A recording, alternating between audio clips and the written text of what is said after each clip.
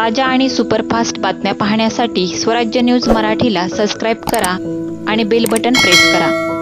टिपेश्वर वाघाचा संचार कारी शिवारात सकल भागात सुरू होता।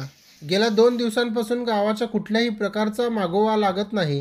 वाघाचा शोध घेण्यासाठी वन विभागाकडून अभयारण्य भागात लावण्यात आलेल्या ट्रॅप कॅमेऱ्यात बिबट्या कैद झाला आहे।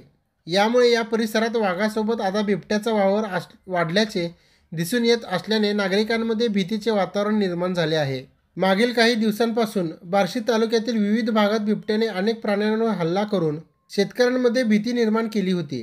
अशातच टिपेश्वर येथून वाघ बार्शीत आल्याची वार्ता समजताच सर्वत्र दहशतीचे वातावरण निर्माण झाले आहे। वाघाचा तपास करण्यासाठी वन विभागाने अभयारण्य भागात ट्रॅप कॅमेरा लावून त्याच्या हालचालींवर बारकाईने लक्ष ठेवले आहे।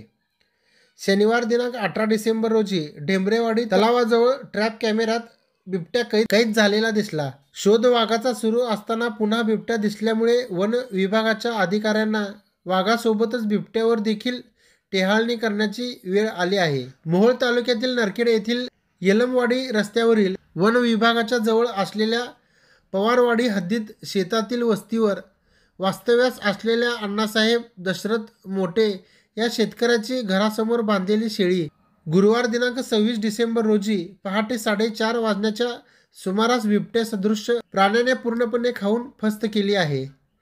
या शेळीचे फक्त 2 पाय शिल्लक राहिले आहेत। नरखेड परिसरात पुन्हा 6 ते 7 दिवसांनी बिबट्या सदृश्य प्राण्याने शेळीवर हल्ला करून पूर्ण खाऊन टाकल्याने शेतकऱ्यांमध्ये भीतीचे वातावरण पसरले आहे।